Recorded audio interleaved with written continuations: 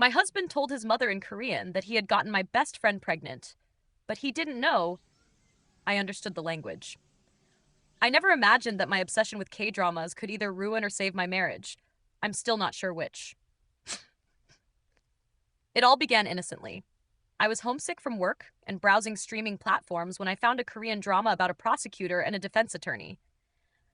I told myself I'd watch one episode. 6 hours later, I had finished half the season. I was hooked. For 2 years, I kept it a secret.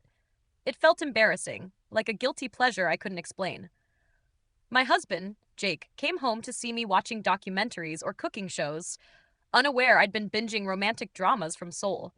I started learning Korean through subtitles, gradually picking up phrases and understanding conversations.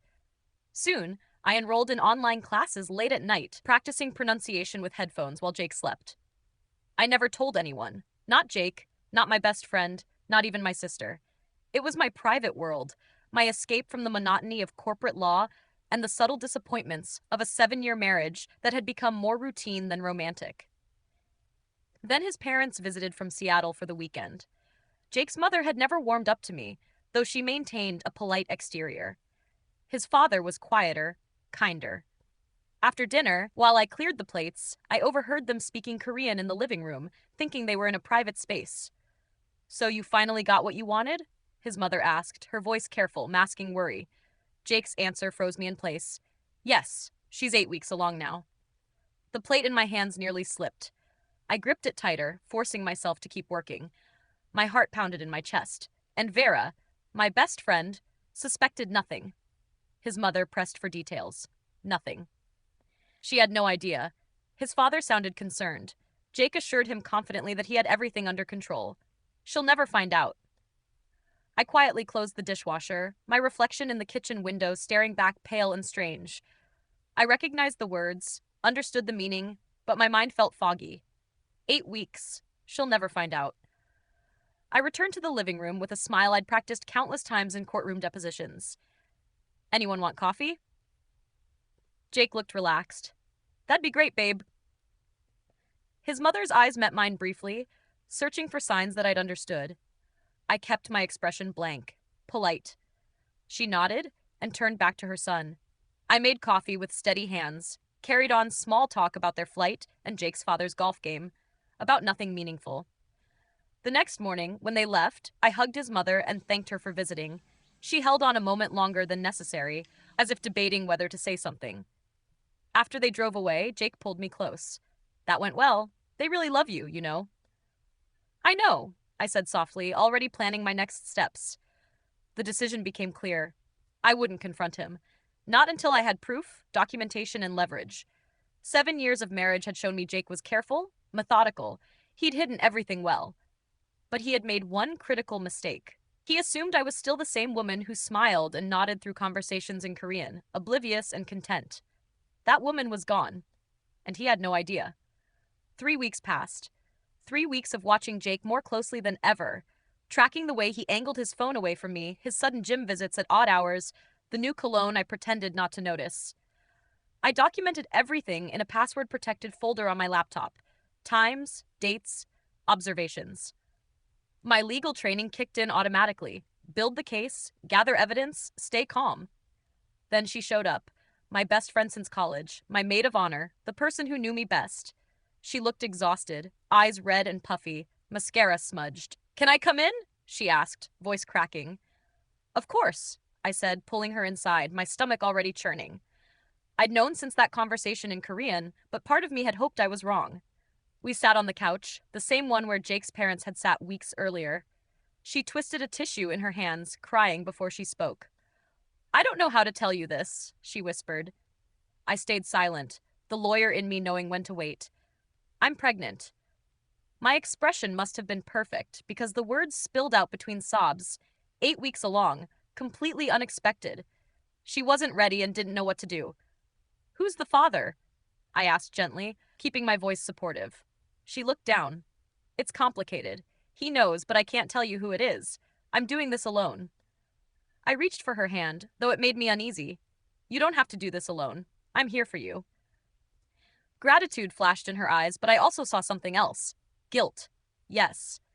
but a strange sense of triumph, like she had won something I didn't know existed. We spent another hour together. She shared details about her morning sickness, fears, and plans to move forward as a single mother. I played my part perfectly, supportive, asking questions, revealing nothing. Every detail aligned with what I'd already known. 8 weeks, her refusal to name the father, glances at our wedding photo. After she left, I watched her drive away. Outside, everything seemed normal: our suburban house, 2 cars in the driveway, neighbors walking dogs. But normal was a lie I'd been living for years. I realized routine didn't equal stability, comfort didn't equal happiness, and a marriage could stagnate without anyone noticing. Jake came home an hour later with takeout. "Hey, babe, thought we could have a quiet night in." "Perfect," I said, smiling. "Actually, I have news. My best friend stopped by earlier." He looked curious, shoulders tensing slightly. "How is she?" "She's pregnant," I said carefully. 8 weeks along. She won't say who the father is, though. Says it's complicated. Jake's reaction was calm on the surface. Wow. How are you feeling about it?" "Shocked, obviously, but supportive. We'll help however we can." He hugged me. Over his shoulder, I saw his reflection in the window, eyes closed, jaw tight. "You're such a good person, Vera," he murmured. "I learned from the best," I replied, feeling him relax against me. That night, lying beside him, I realized the man I'd promised forever to was now a stranger. The friend I'd trusted most had betrayed me, but they'd also given me clarity, purpose, and focus. The same focus I used in the courtroom when I knew I had a winning case. I just had to be patient. Over the next 6 weeks, I became someone I barely recognized, or maybe exactly who I needed to be. I threw myself into supporting my best friend with calculated intensity. I went to prenatal appointments with her, helped research strollers and cribs, and sent articles about pregnancy nutrition. Every text, every phone call was deliberate, to earn her trust and make her believe I was unaware. "You're being so amazing about this," she said one afternoon at her doctor's office. She was 12 weeks along, just beginning to show. "I was worried you'd judge me for doing this alone," she admitted. "Why would I judge you? You're one of the strongest people I know," I said, squeezing her hand. I saw tears forming as she looked away. Sometimes I wondered if I should force Jake to be involved, the father. "Do you want that?" I asked neutrally. "I don't know anymore. He says he wants to be there, that things will change soon, that he'll figure it out," she replied. My heart raced, but my face remained sympathetic. At home, I maintained the illusion of the perfect wife. I cooked Jake's favorite meals, suggested weekend trips, and initiated intimacy. I needed him comfortable, confident that everything was fine, that I was still the oblivious wife. He ate it up, complimented me, kissed my cheek, and praised my efforts. I noticed the occasional quick glance at his phone, always followed by a practiced smile. 2 weeks after my friend's doctor visit, we had dinner with Jake's parents at a Korean restaurant downtown. I suggested the spot deliberately, watching Jake's hesitation before he agreed. That evening was a master class in observation. While Jake and his parents spoke Korean, I pretended to study my phone, but I heard every word. "She doesn't suspect," his mother whispered. "Nothing," Jake replied. "She's been supportive without realizing it." His father frowned. "This can't continue forever. Someone will find out." "I know. I just need a few more months to sort logistics," Jake said. "And what about Vera?"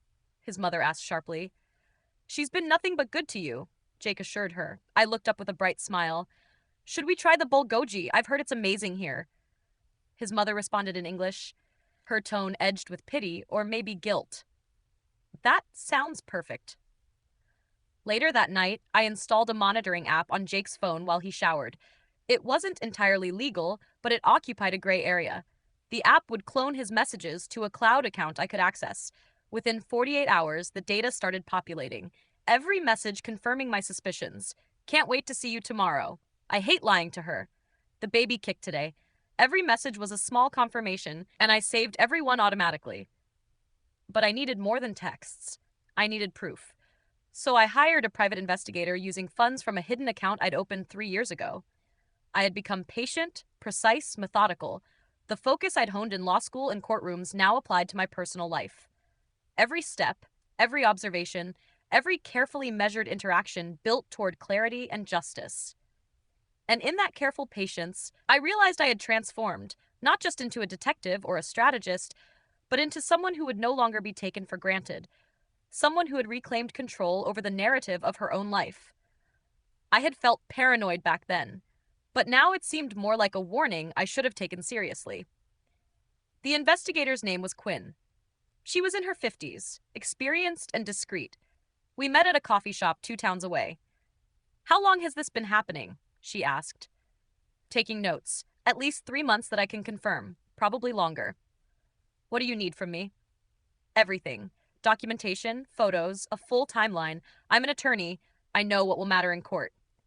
She nodded. "This isn't my first divorce case. I'll be thorough." "She's pregnant. The child is his. Can you document that connection?" "Yes, but carefully," I said. "I don't want either of them to know they're being monitored yet." "They won't." Over the next month, Quinn sent steady updates. Photos of Jake's car outside my friend's apartment at unusual hours, hotel charges, and a timeline that stretched 8 months instead of 3. They had tried to be cautious, but not cautious enough. The most damaging evidence came from the messages I collected, deleted conversations they assumed were hidden. "I love you. I've loved you since college. I should have married you. Once I tell her, we can finally be together. What about the house? My lawyer says it'll be divided, but that's fine. You're worth it." I read that last message 3 times while sitting in my car in the office parking garage. My lawyer. He had already begun planning his exit, mapping out his new future. While I prepared meals at home, he was planning how to leave me. The anger was intense, but I directed it into planning.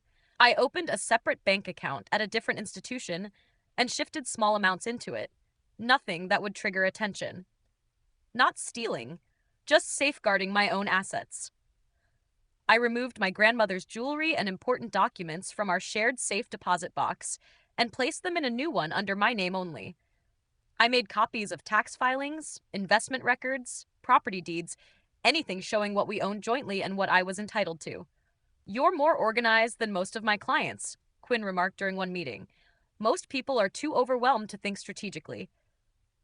"I'm overwhelmed," I admitted. "I'm just better at waiting before I fall apart." At home, the act continued. Jake had begun mentioning upcoming changes, possibly moving somewhere new or starting over. "What made you think about that?" I asked one evening as we sat on the couch. "Just thinking about life, about what we want. If this is really it for us." His words lingered as he tested the situation, easing toward something bigger. "Are you happy, Vera?" he asked quietly. It was the first genuine question he had asked in months. I debated lying, but couldn't. "I thought I was," I said. "But lately I've been questioning whether being comfortable is the same as being happy. Maybe I've been settling." He looked surprised, as if he had never considered that I might also have doubts. "Have you thought about what you'd want if things changed?"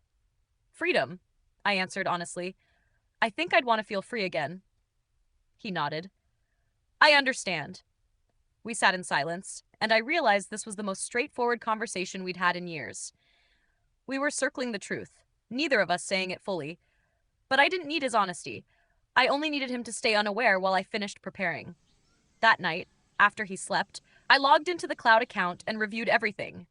Messages, photos, financial records, timeline notes. Quinn's reports were detailed. The case was nearly complete, but one final piece was missing. Proof that would remove all doubt about the baby's paternity. I was close to figuring out how to get it. She was 18 weeks when she decided to hold an early baby shower, wanting to celebrate before she became too uncomfortable. I offered to help organize. "You don't have to do all this," she said as we addressed invitations at her apartment. "I want to," I assured her. She smiled, resting a hand on her stomach. "I keep thinking he'll want to show up, that he'll stop hiding. Do you think he would?" "I'm not sure," I replied. "Sometimes honesty creates more problems. Too many people would be affected." The shower was held at a restaurant in a private room. 20 women came, friends and relatives, admiring baby outfits and small shoes. I chose my outfit purposefully. A blue dress, Jake once said, highlighted my eyes. I wanted to look composed. Jake arrived briefly, claiming he needed to drop off a gift before a client meeting. Another untruth. "I won't stay long," he said, handing her a wrapped box. You didn't have to get me anything, she replied, but her expression was bright. Of course, your family, he said. I observed from across the room. His hand lingered on her shoulder, her fingers brushed his, their shared looks evident when they assumed no one was watching. I watched everything now. Jake's mother showed up 20 minutes later. I hadn't known she would attend. In Korean, she asked my friend, "How are you truly feeling?"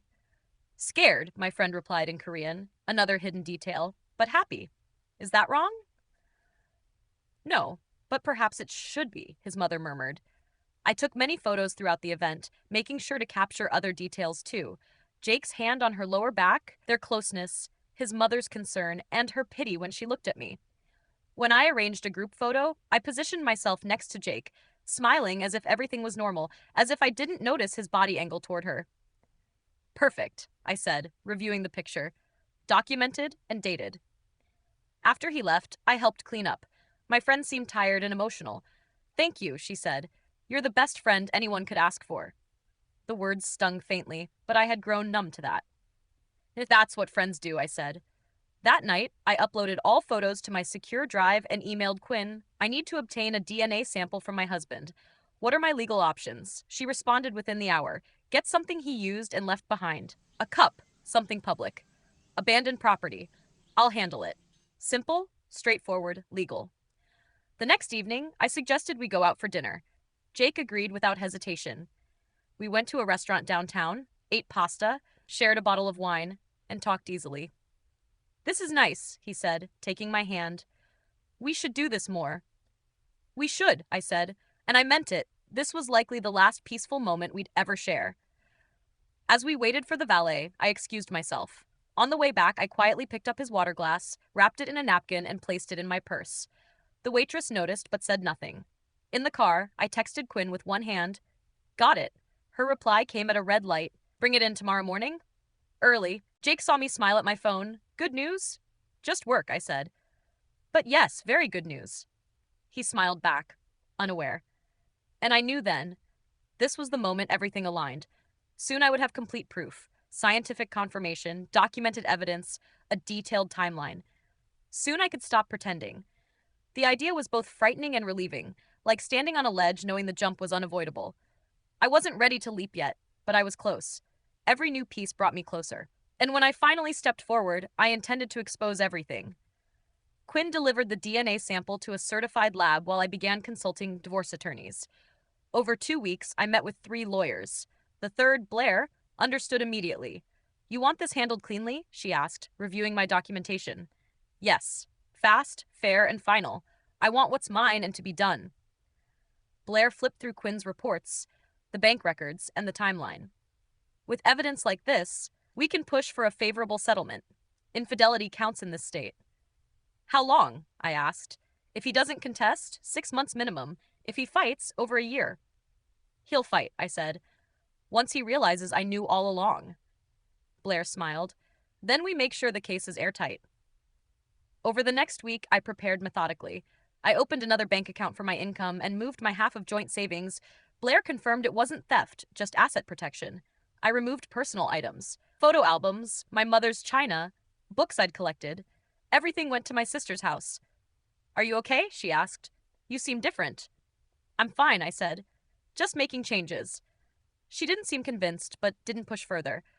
Blair recommended a therapist for trauma related to infidelity. I scheduled an appointment. The therapist, younger than I expected and kind-eyed, asked, What brings you here? I told her everything. The Korean conversation, the pregnancy, months of pretense, the evidence I had collected, the way I felt fractured but couldn't show it. How are you holding up? She asked. I don't know, I admitted. Some days I manage. Other days I can barely breathe. I look at him and can't believe I ever loved him. Could I have missed signs? Red flags? Perhaps. But that isn't your fault, she said. We spoke for an hour about betrayal, trust, and the pain of being deceived by those closest to you. She offered no easy solutions, just guidance and support. What you're doing is smart, she said as I left. You're protecting yourself. That matters. 10 days after I provided Quinn with the glass, the DNA results arrived. I was at work, door locked, hands shaking as I opened the attachment. Probability of paternity, 99.9%. I'd suspected it, but scientific proof made it real. I forwarded the results to Blair and Quinn and saved multiple secure copies. This was the final piece, the evidence that would end my marriage and unravel a 15-year friendship. That evening, I went home and prepared dinner as usual. Jake came in, kissed my cheek, and asked about my day.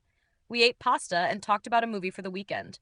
The routine was a lie, complete and convincing. After dinner, while loading the dishwasher, Jake hugged me from behind. "I love you," he whispered. "I love you too," I said automatically. Hollow words. When he went to shower, I opened my secure folder. Messages, photos, financial records, DNA results, Quinn's report, everything. I had it all. The only question left was when to use it. Blair suggested waiting until after the baby was born for clarity, but I wasn't sure I could maintain the act that long. My energy to pretend was fading. I texted Blair, "How much longer should I wait?" "Until you're ready, but not too long." "You're carrying all this alone."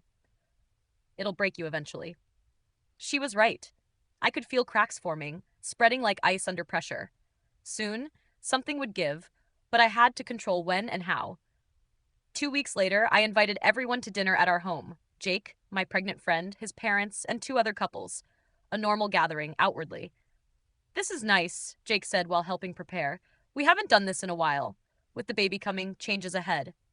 He looked at me curiously, sensing something, but unaware of the full plan. Everyone arrived around 7. My friend looked well despite her exhaustion, 6 months pregnant. Jake's mother hugged me tightly, lingering longer than polite. "You look tired," she said. "Just busy with work," I replied. In Korean, I added, "but I'm managing fine." Her eyes widened. I had never spoken Korean to her before. During dinner, I steered conversations subtly toward loyalty, honesty, and trust.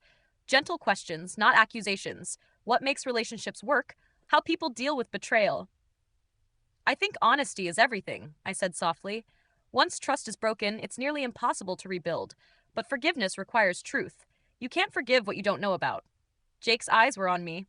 Across the table, my friend shifted uneasily. After dinner, with wine flowing, I suggested watching a show. "There's this Korean drama I've been into lately. Anyone mind?" Jake froze. "Since when do you watch Korean dramas?" "Oh, a couple of years. I find them fascinating. The language is beautiful." His mother sat down, observing. In Korean, she asked Jake, "Did you know about this?" "No," he replied. She said nothing further, but I sensed she understood more than we realized. I kept my expression neutral as tension radiated between them. "Here we go," I said, starting an episode. The plot: a woman discovers her husband has been lying to her. The timing was precise. Jake knew, his mother knew, but no one could speak without admitting why it resonated. We watched for 20 minutes in silence. During a tense scene, I remarked, "How devastating to realize the people you trust most have been deceiving you." My friend stood abruptly. "I'm not feeling well. I should go." "Let me get Jake to drive you," I said. "I can manage myself," she replied. "You shouldn't. Not pregnant and not feeling well. Jake, can you make sure she gets home safely?" I watched panic ripple across their faces. Being alone together now, with uncertainty hanging over them, was the last thing they wanted. "Of course," Jake said stiffly. After they left, I made coffee and dessert. Jake's mother approached me in the kitchen. "How long?" she asked in Korean. "How long what?" I replied in Korean. "How long have you known?" "Since your visit in September," I said. "When Jake told you she was 8 weeks along and I'd never find out." Her face turned pale. "Vera, I tried to warn you. That hug when you left, thank you. But you should have tried harder." "What will you do?" "What I should have months ago," I said, picking up the dessert tray. An hour later, only his parents remained. "We should talk," his father said. "Not yet. Soon, but not tonight." They left, his mother glancing back with a mix of respect and fear. Jake returned an hour later. "She okay?" he asked. "Yes, just tired," I said. "Good." He prepared for bed silently and slid under the covers. "You speak Korean?" "Yes. How long does that matter?" He didn't answer. We lay in the dark, each calculating what the other knew. "That show," he said. "No coincidence," I replied. "No, Vera, we should talk." "Not yet. Soon. Very soon." The next morning, Quinn sent a photo. Jake's car outside my friend's apartment at 2 a.m., 3 hours after he said he'd returned home. They'd panicked, gotten sloppy, making the kind of mistake I'd been waiting for. I forwarded the photo to Blair. "I'm ready. Let's do this." The week after the dinner, everything changed. Jake became paranoid, watching me constantly. My friend stopped answering calls. Jake's mother texted, "We need to talk." I ignored it. I met with Blair to finalize divorce papers. "Given the evidence, I think he'll accept," she said. "Fighting would make it public." Exactly what I'm counting on. When it was saddened. When my friend was 7 months along, I considered waiting, but I couldn't carry the secret much longer. I wanted to confront them first. I spent the next days planning meticulously. I reserved a table at a top restaurant for Sunday lunch, public enough to prevent a scene, private enough to deliver a devastating reveal. I invited my parents, Jake's parents, my friend, and Jake. Each received a different explanation. None knew the others were coming. The night before, Jake tried to intervene. "Whatever you think is happening, you're wrong." "Am I?" "Vera, please. I never meant to hurt you." "Yes, you did. You just didn't mean to get caught." The words hit him. The moment he realized I knew everything. "How long?" he whispered. "Long enough." He left, probably calling his mother and friend, attempting damage control, but it was too late. I checked my list. Divorce papers ready, Quinn's report complete, apartment rented, belongings moved, bank accounts separated. Everything in place. I texted my sister, "Tomorrow everything changes. I'll explain later, but I'm okay." She called immediately. "What's happening?"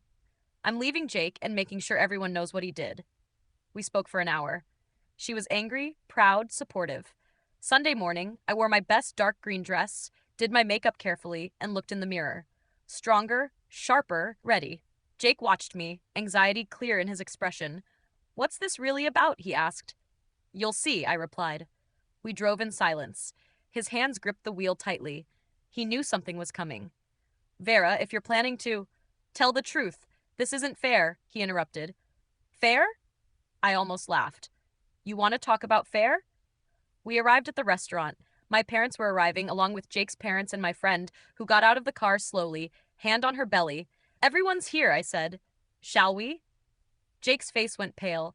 "Don't do this. It's already done," he said. I walked toward the restaurant. My parents reached me first. "Sweetheart, what's happening?" "Why are Jake's parents here?" my mother asked. "You'll understand in a few minutes." The hostess led us to a large table in a semi-private corner. Perfect. I sat down and smiled. "Thank you all for coming. Let's order first, then I have something important to share." Jake's hand shook as he picked up his menu. My friend avoided looking at hers. As we ordered, I felt calm. 5 months of carrying this secret, now almost over. The waiter left, and I pulled out the folder. Inside, copies of everything. DNA test, messages, photos, financial records, Quinn's investigation. Jake saw the folder and closed his eyes. Before our food arrived, I said, "I need to tell you all something." My voice was steady, clear. This was the moment I had built toward, the mask coming off, the truth revealed. Jake reached across the table. "Vera, please." I moved my hand away. "No, you had 5 months to tell the truth. Now it's my turn." My father looked between us, confused. "What's going on?" I looked around the table. My parents bewildered, his parents pale with knowledge, my friend with tears forming, and Jake defeated. "I'm going to tell you everything," I said quietly. "Everything." Months of silence, pretending, and carrying their secrets ended that moment. I explained how I had learned about the pregnancy, the Korean conversation, and Jake's deception. How I had monitored his actions, collected evidence, hired Quinn, and obtained DNA proof. How I had prepared for months to protect myself and ensure the truth came out. Every detail mattered. The infidelity, the timeline, the lies, all documented. The room was silent. Everyone absorbed it. His parents looked shocked and ashamed. My friend, tearful, understood my position. Jake could say nothing. "I've given you every chance to be honest," I said. "Now the choice is mine. I'm leaving. This marriage is over." He tried to speak, but the words faltered. "You don't get to rewrite history, Jake," I continued. "I protected myself. I protected my friend. I acted within my rights. You will not control this outcome anymore." My parents supported me quietly, proud yet shocked. His parents finally realized the depth of his deceit. My friend reached over and held my hand, an unspoken acknowledgement of what we had endured. We spent the rest of the afternoon finalizing details quietly. Legal paperwork, bank transfers, and logistics were discussed without argument. My control over the situation, built methodically over months, ensured nothing went wrong. By evening, the emotional storm had passed. I was exhausted but empowered. I had clarity, closure, and control over my life. The marriage ended not in chaos, but in a carefully executed plan. Jake left that night with nothing but the awareness of his actions. My friend, though carrying a complicated burden, had support and safety. I, finally, could breathe again. The months of planning, patience, and strategic action had paid off. Betrayal had been confronted, truth revealed, and justice, my justice, secured. For the first time in years, I felt free. I took a deep breath and began. For the past 2 years, I've been secretly learning Korean, I said, looking directly at Jake's mother. Every conversation you thought was private, I understood every word. She nodded slowly. She had suspected. That's how I discovered in September that Jake told you his girlfriend was 8 weeks pregnant, and I would never know. I turned to my parents. The girlfriend is here. She's carrying his child. My mother covered her mouth in shock. My father's face flushed red. I pulled out the first document. This is a DNA test. It shows a 99.9% probability that Jake is the father of my best friend's baby. I placed copies in front of everyone. My friend began sobbing. Jake froze. I've known for 5 months, I continued. During that time, I documented everything, every lie, every secret meeting, every hotel receipt. I spread out more papers, messages, photos, financial records. They've been together for at least 9 months, planning a future while I played the supportive wife and caring friend. My father stood. Jake, is this true? Jake whispered, I never wanted it to happen this way. How did you want it to happen? I asked. When were you planning to tell me, or just keep lying? I was going to tell you, I just needed time, he said. Time for what? I shot back. To cover my tracks, he admitted. You already consulted a lawyer. I have proof, I said, turning to my friend, who was sobbing so hard she could barely breathe. 15 years of friendship. You were my maid of honor. And you still did this? I'm sorry, she whispered. I didn't mean for it to happen. Yes, you did, I said. You've been in love with him since college. I found your old journals while moving my things. You wrote about him constantly, how I didn't deserve him. She looked shocked. I had keys, remember? I used them to gather evidence. This wasn't accidental. You pursued him deliberately. Jake's mother spoke next. Vera, we are so sorry. You are protecting your son, I understand. What I don't understand is how he could do this. I pulled out the divorce papers and placed them in front of Jake. These outline our settlement. Fair, given the circumstances. You have 1 week to review and sign. If not, I file in court and all of this becomes public record. Jake's hands shook as he picked up the papers. Vera, please, can we talk privately? No. You had months to speak privately and chose to lie. Now everyone knows the truth. My sister, whom I'd called that morning, appeared at my side. Your things are already at Mom and Dad's, she said. I stood. I'm done here. Jake, you'll be served the official divorce papers tomorrow. My lawyer will be in touch. I looked at my friend one last time. I hope he was worth it. I hope the life you've built on lies makes you happy, but when someone shows you they're capable of betrayal, believe them. I turned to my parents. Can we go? My mother was already standing. My father put his arm around me. As we walked toward the exit, Jake called after me. Vera, wait, please. I stopped but didn't turn. There's nothing left to say. You made your choice. Now live with it. I walked into the sunlight. Behind me, chaos, my friend sobbing, Jake's mother speaking rapidly in Korean, a family imploding. I kept walking into my future. Outside, my mother hugged me tightly. I'm so proud of you. You did it when you were ready. That's what matters. My father was silent, tears on his face. My sister squeezed my hand.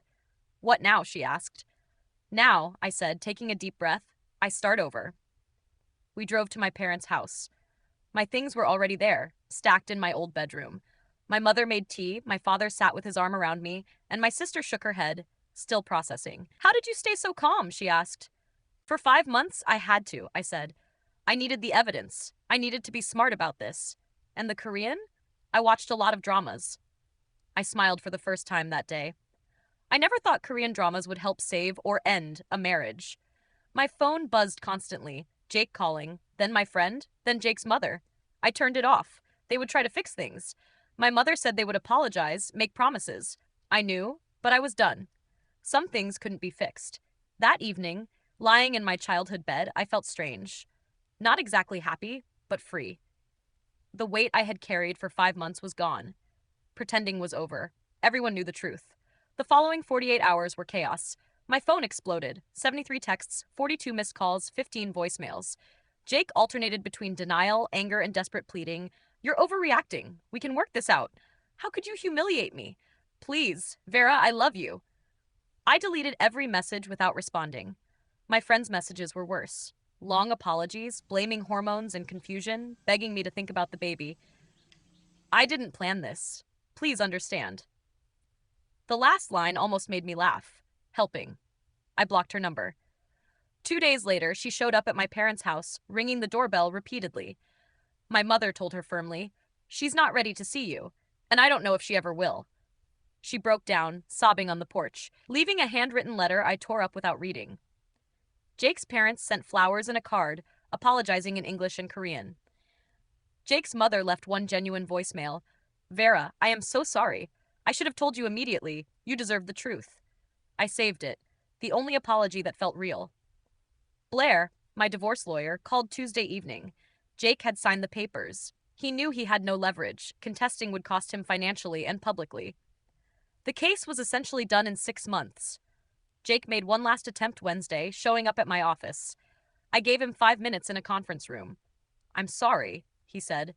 I never wanted to hurt you, but I did repeatedly. I was a coward. I should have ended things first. You thought you could have both, I said. The stable marriage and the affair. He nodded, unable to meet my eyes. How did you stay calm for all those months, he asked. Because I had to, I said. Falling apart would have given you control. I deserve that. Yes, you do. I stood. Goodbye, Jake. He grabbed my arm, then released it when I stiffened. I want you to know I did love you, he said. That's the saddest part, I said quietly. I don't think you ever really did. You loved the idea of me, but not enough to be honest. I left him and went back to work. Later in the bathroom, I cried for 5 minutes, washed my face, and returned to my desk. That evening in therapy, I said, I'm angry, not at them being together, but at the lies, at being made to look like a fool. Valid feelings, my therapist said. You couldn't have prevented this. They made their choices. All you can control is moving forward. By Friday, a week after the confrontation, the messages had mostly stopped. Jake moved into a rental. My friends stopped contacting me, and his parents gave me space. Chaos was settling. The dust was clearing. I was still standing. That night, my sister visited with wine and takeout. Surrounded by unpacked boxes in my childhood bedroom, she asked, Do you regret the public confrontation? No, I said. They made me complicit in their lies by keeping me in the dark. I needed witnesses. It was fair. She smiled. What's next? Next, I said, I find an apartment, get settled, focus on work, and figure out who I am outside this marriage. You're going to be okay, she said. Better than okay, I thought, wanting to believe her. The divorce process took 3 months. Blair managed most of it, but I had to be present for key moments. Jake's lawyer tried contesting some terms at first, but Blair shut that down by threatening to make everything public. After that, they stopped fighting. The judge reviewed all evidence, messages, photos, DNA test, financial records. She didn't seem surprised. Mr. Cooper, she said, given the evidence, I'm approving the settlement as written. Consider yourself fortunate. He nodded silently. I felt nothing. The final decree would be issued in 6 months, but the hard part was done, clean, final. My friend tried suing me for invasion of privacy. Blair destroyed the case in the first hearing, proving everything was obtained legally. The suit was dismissed. 2 months later, my friend, 8 months pregnant, showed up at the coffee shop where I worked. She sat down without asking, exhausted. I need to tell you the truth, she said. I know the truth, I replied. I've been in love with Jake since college. I know, I said calmly. I found your journals. But you don't know why, she said. Watching you two, I wanted to prove I could be chosen over perfect Vera. I wanted him. So this was about her, not him, or both. She looked up, and I saw bitterness. She destroyed a marriage to prove a point. How's that working out, I asked. He barely calls. He needs space. Baby's due in 3 weeks. I don't know if he'll be there. I should have felt satisfaction, but I only felt tired. You saw what he's capable of. I thought I was special, she said. You weren't. You were convenient. Now you're raising his child while he figures out his next move. She cried. I ruined everything. I lost you. I lost myself. I can't forgive you, I said. Maybe someday, but not today. I understand. No, you don't. You don't understand what it's like to have your best friend betray you. I did love you, she whispered. Strange way of showing love, I said. I left her there. The final court date was 3 months later. Jake and I sat on opposite sides. He'd lost weight, looked older. The judge signed the papers. 7 years of marriage dissolved. We walked out separately. No final words, just an ending. Blair met me outside. How do you feel? She asked. Free, sad, relieved, angry, all of it, I said. She handed me a folder. Keep it safe, in case he tries anything. In case you need to remember you did the right thing. That night, I returned to my apartment, 1 bedroom, hardwood floors, east-facing windows. Mine, just mine. No compromises, no shared space. I poured wine, watched city lights, and felt the first real sense of ownership over my life. My phone buzzed. My sister. It's official. How are you? I'm okay. Really okay. I wasn't entirely healed, but I was okay. I'd survived betrayal, confrontation, and divorce. Changed, but not broken. The woman who'd trusted blindly and settled for comfort was gone. In her place was someone stronger, who knew her worth, who could walk away from what didn't serve her. I thought about Jake, my former friend, the baby, but I didn't dwell. They made their choices. I'd make mine. I focused on building something new, something authentically mine. 6 months after the divorce, I woke to sunlight streaming through my windows. I made coffee and watched the city wake. Everything in my apartment reflected me. No compromises, no shared life. Work flourished. I became the youngest junior partner in my firm's history. My name was on the letterhead. Learning Korean, which had once been a secret shame, became a source of pride. I joined a K-drama discussion group and made friends. Next month, I would finally visit South Korea, 2 weeks to explore Seoul, the city I'd admired from dramas for years. My parents noticed the change. My mother said she hadn't realized how much I'd been shrinking myself to fit that marriage. The doorbell rang. My sister, with coffee and pastries. She updated me on my former friend, tired, alone, baby 3 months old. Jake sees the child every other weekend. No happy family. I felt nothing. That was growth. We ate breakfast, talked about normal life, movies, my trip, her kids, free from betrayal or the past. Therapy helped me process everything. I learned to honor myself and my boundaries. I began seeing possibilities in life again.